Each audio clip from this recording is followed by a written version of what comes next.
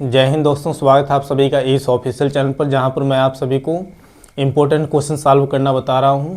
जिसमें अभी चैप्टर 1 जो वास्तविक संख्या है, इसमें प्रश्नावली 1.1 का सभी इम्पोर्टेंट क्वेश्चन सॉल्व कर चुका हूं। अब यहां से हम 1.2 के लिए जो प्रश्नावली आपका है उसके लिए इम्पोर्टेंट कंसेप्ट पहले पढ़ेंगे, जिसमें तीन प्रकार की संख्याएँ होंगी। वो संख्याएँ कौन कौन से आइए जानते हैं। तो दोस्तों, जो पहली संख्या होगी वो परिमेय संख्या होगी। ठीक है, परिमेय संख्या, या हम कह सकते हैं परिमेय संख्या बोलिए, चाहे परिमेय संख्या। और परिमेय संख्या को इंग्लिश में बोलते हैं रैशनल नंबर। तो सबसे पहले दोस्तों हम इसी संख्या के बारे में जानेंगे। दूसरी प्रकार की जो संख्या आती है वो दूसरी संख्या है अपरिमेय संख्या, है ना।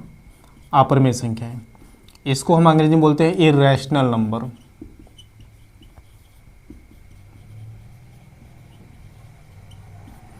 और जो अंतिम संख्या आती है इसमें वह है सहअभाज्य संख्याएं। सहअभाज्य संख्याएं, इसको इंग्लिश में बोलते हैं को प्राइम नंबर्स।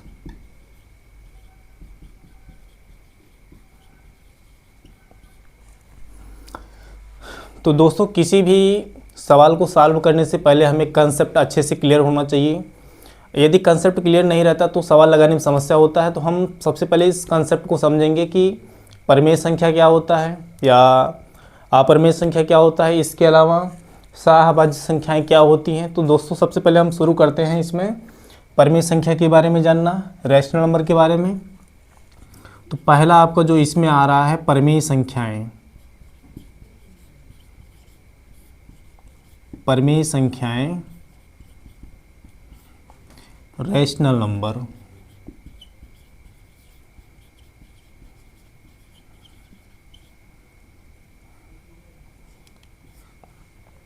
तो दोस्तों, जो परिमेय संख्या है ये ध्यान देना है कि ये ऐसी संख्याएं होती हैं जिन्हें हम P/Q के रूप में लिख सकते हैं। तो दोस्तों, पहले हम इसकी परिभाषा जानेंगे, फिर एग्जाम्पल जानेंगे कि किस प्रकार की संख्याएं परिमेय संख्याएं हो सकती हैं। तो परिमेय संख्याओं का हम सबसे पहले परिभाषा जानेंगे। ऐसी संख्याएं जिन्हें या जिसे P/Q के रूप में लिखा जा सकता है।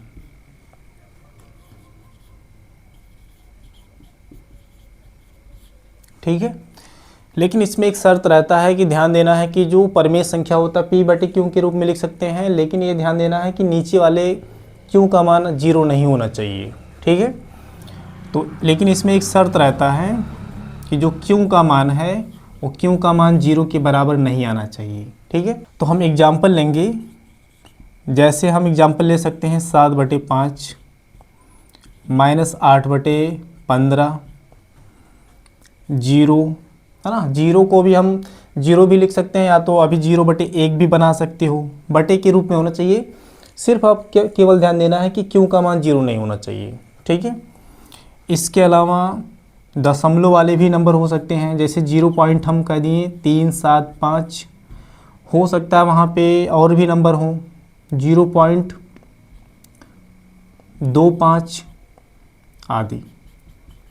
तो इस प्रकार की संख्याएं आपको जब भी दिखाई पड़ेंगी बटे के रूप में, तो बटे के रूप में जो भी संख्याएं होंगी या दशमलव के रूप में होंगी, तो वो सभी संख्याएं होती हैं परिमेय संख्याएं। परिमेय संख्याओं की पहचान ये है कि दशमलव के बाद ध्यान दीजिए पूरा पूरा कट जाता है। ठीक है, और इसके अलावा और भी संख्याएं हो सकती हैं। जो संख्याएं, ध्यान ये देना है कि संख्या दशमलव के बाद अगर नंबर रिपीट हो रहा है, ठीक है, नंबर लगातार रिपीट हो रहा है, तो वो भी संख्याएं क्या होती हैं, परिमेय संख्याएं। जैसे हम कह सकते हैं 0.666, है ना। आगे ध्यान देना इसमें कि 0.666 आगे भी 6 है इसका मतलब। तो अगर कोई नंबर, ध्यान दीजिए, दशमलव के बाद भी लगातार रिपीट हो रहा है और ना पूरा पूरा कट रहा है, तो भी क्या होगा, आपका परिमेय संख्या होगा। ठीक है, या और भी हम एग्जाम्पल ले सकते हैं 1.333 ऐसे भी हो सकता है ना। तो ये ध्यान देना है कि दशमलव के बाद यदि नंबर कट रहा है, जैसे 0.375 या 0.25 है ना, जो भी नंबर आ रहे हैं दशमलव के बाद अगर कट जा रहा है तब भी वो परिमेय संख्या की पहचान है। या दशमलव के बाद ध्यान दीजिए कि नंबर लगातार रिपीट हो रहा है, इस तरह से भी लिखा है तब भी वो क्या है, परिमेय संख्या है। तो दोस्तों उम्मीद करता हूँ कि आपको ये चीज़ समझ में आ रहा होगा। अब हम आगे बढ़ते हैं, अपरिमेय संख्या के बारे में जानते हैं कि अपरिमेय संख्या क्या होती है इसमें। तो अगला जो नंबर हमारा इसमें है, अपरिमेय संख्या के बारे में जानेंगे। अपरिमेय संख्याएं, इर्रेशनल नंबर।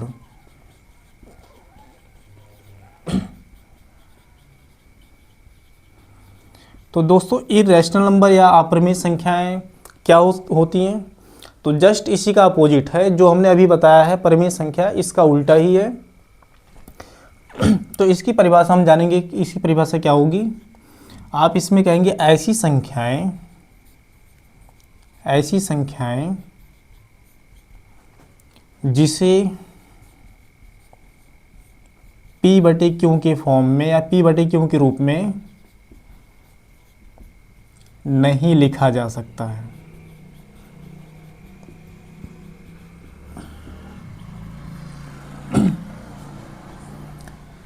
ठीक है, तो दोस्तों ये ध्यान देना कि अपरिमेय संख्याएं, इरेशनल नंबर वे संख्याएं होती हैं जिन्हें p/q के फॉर्म में हम नहीं लिख सकते हैं। अब हम एग्जाम्पल लेंगे कि किस प्रकार की संख्याएं अपरिमेय संख्याएं होंगी। तो दोस्तों ये ध्यान देना है कि जिन संख्याओं का हम कंप्लीट वर्गमूल नहीं ज्ञात कर सकते हैं वो संख्याएं होती हैं अपरिमेय संख्याएं। ठीक है, जैसे हम रूट लिख सकते हैं 2, √3 हो गया, √5 हो गया। ठीक है, तो ये संख्याएं जब भी आपको दिखाई पड़े रूट में जिनका हम कंप्लीट वर्गमूल नहीं ज्ञात कर सकते हैं, पूर्ण वर्गमूल नहीं ज्ञात कर सकते हैं, वो सभी संख्याएं होती हैं अपरिमेय संख्याएं। इसके अलावा दोस्तों और भी संख्याएं हैं, जैसे आपका जो नंबर इस मिलेगा कि दशमलव के बाद मान लीजिए नंबर नहीं कट रहा है, ठीक है, ना ही नंबर रिपीट हो रहा है, तो वे संख्याएं क्या होंगी, अपरिमेय संख्याएं होंगी। तो इसके लिए हम एग्जाम्पल अब देखते हैं। तो दोस्तों कुछ ऐसी संख्याएं जैसे रूट में जो संख्याएं होंगी अगर उनका हम सरल करेंगे तो कुछ वैल्यू आएगा, वो नंबर रिपीट नहीं होगा दशमलव के बाद, है ना। तो उसका हम एग्जाम्पल लिख रहे हैं सामने। तो वो संख्याएं कौन कौन हो सकती हैं, जैसे पाई भी हो गया, है ना। पाई की वैल्यू आपको पता है कि 22/7 है, तो 22/7 परिमेय संख्या माना जाएगा। लेकिन अगर हम पाई का एग्जैक्ट वैल्यू लिखेंगे तो बहुत बड़ा मान आएगा। ठीक है, तो यहाँ पे कुछ मान लिख रहे हैं पाई का यहाँ पे जो मान लिखा है 3.141922653 आगे ऐसे जा रहा है। तो दोस्तों ये ध्यान देना कि अपरिमेय संख्या में जो पाई की वैल्यू है 3.145, इसमें हम ध्यान देंगे कि अपरिमेय संख्या में दशमलव के बाद यदि नंबर ना रिपीट हो रहा ना पूरा कट रहा है तो उन संख्याओं को हम बोलते हैं अपरिमेय संख्याएं। और भी एग्जाम्पल आप ले सकते हैं, जैसे हम अपने मर्जी से लिखें 0.10, इसके बाद हमने 100 बढ़ा दिया, फिर 10 3 बार कर दिया, तो यहाँ ध्यान देना 10 से यहाँ 100 मान लेते हैं, यहाँ 1000, तो रिपीट नहीं हो रहा, आगे भी ऐसे जा रहा होगा। ठीक है, तो दोस्तों अब ये ध्यान देना है कि दशमलव के बाद ना रिपीट होना चाहिए ना पूरा कटे, तो उसे हम क्या बोलते हैं, अपरिमेय संख्याएं।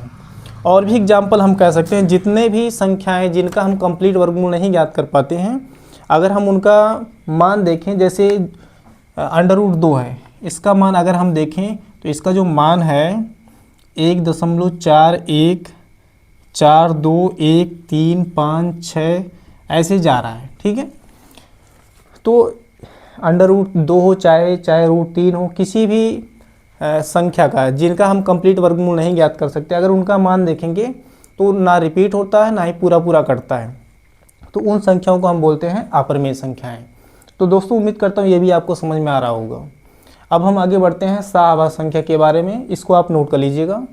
ठीक है, तो दोस्तों अब हम आगे बढ़ते हैं सहअभाज्य संख्या के बारे में, जानते हैं कि सहअभाज्य संख्या क्या होता है। तो आइए जाने हम सहअभाज्य संख्याएं।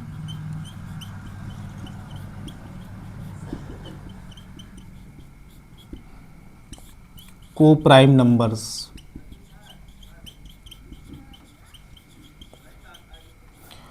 तो दोस्तों जो शाहभाज्य संख्या है को प्राइम नंबर, ये ध्यान देना है कि शाहभाज्य संख्याएं वे संख्याएं होती हैं जिनका एचसीएफ 1 होता है। ठीक है, तो सबसे पहले हम इसकी परिभाषा लिखेंगे कि शाहभाज्य संख्या क्या है ना।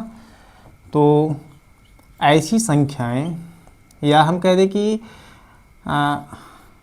ऐसी संख्याओं का समूह, ऐसी संख्याओं का समूह, या हम कह दें जोड़ा, जिनका मासा यानी कि एचसीएफ 1 हो, उसे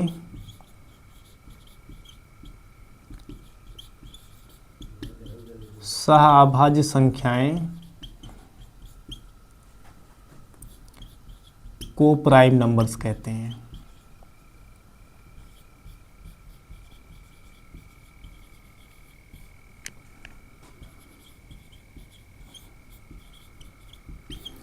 तो दोस्तों शाहभाज्य संख्या में ये ध्यान देना है कि संख्याओं का जोड़ा होगा। ठीक है, उसमें हो सकता है 2 संख्याएं भी हों या 2 से अधिक संख्याएं हों, लेकिन उनका एचसीएफ कितना होना चाहिए? 1। जैसे हमने अभी इसमें लिखा कि ऐसी संख्याओं का समूह या जोड़ा जिनका एचसीएफ अगर 1 आ रहा है, मासा निकालने पे 1 आ रहा है, तो हम उसे क्या बोलते हैं? शाहभाज्य संख्याएं को प्राइम नंबर बोलते हैं। जैसे हम एग्जाम्पल में ले सकते हैं यहाँ पे, जैसे हम 8 या मान लीजिए 8 या 9, 8 के साथ 9 ले लिए, अगर हम इनका एचसीएफ निकालेंगे, मासा निकालेंगे तो 1 आएगा। ठीक है, तो इन संख्याओं को ध्यान दीजिए, जो शाहभाज्य संख्याएं होती हैं जोड़े के रूप में होता है, 2 भी हो सकता है, 3 भी हो सकता है ना, समूह बनता है इसमें। जैसे हम और संख्या ले दें, 9 हो गया, 12 हो गया, 7, तो ध्यान ये देना है कि अगर हम इनका एचसीएफ निकालेंगे तो 1 ही आएगा। तो जिन संख्याओं का हम एचसीएफ निकालते हैं 1 आता है, तो उन संख्याओं को बोलते हैं शाहभाज्य संख्याएं। ठीक है, तो ये सभी आपके एग्जाम में पूछे जाते हैं कि शाहभाज्य संख्या इनमें से कौन सा है। तो आप ध्यान दीजिएगा, जब भी संख्याओं का आप समूह देखते हैं, अगर एचसीएफ निकालने में 1 आता है, वो क्या होता है? शाहभाज्य संख्याएं। ठीक है, तो और विशेष बात यह है कि दोस्तों की जो शाहभाज्य संख्याएं होती हैं वो 1 से कटने के अलावा और किसी भी संख्या से नहीं कटता है। ठीक है, जो जैसे 8 और 9 है, तो ये ध्यान देना है कि केवल और केवल आपका जो समूह बनता है सिर्फ 1 से कटता है। ठीक है, जैसे ये भी क्या होगा? पूरा 1 से ही कटेगा। तो उम्मीद करता हूँ आपको समझ में आ रहा है। मिलते हैं नेक्स्ट वीडियो में, जहाँ पर हम प्रश्नावली 1.2 के पहले जो क्वेश्चन है सिद्ध करने वाला, जैसे √3 को सिद्ध करना होगा कि सिद्ध कीजिए कि √3 एक अपरिमेय संख्या है। इस तरह का क्वेश्चन सॉल्व करना शुरू करेंगे। तब तक के लिए आप सभी का धन्यवाद।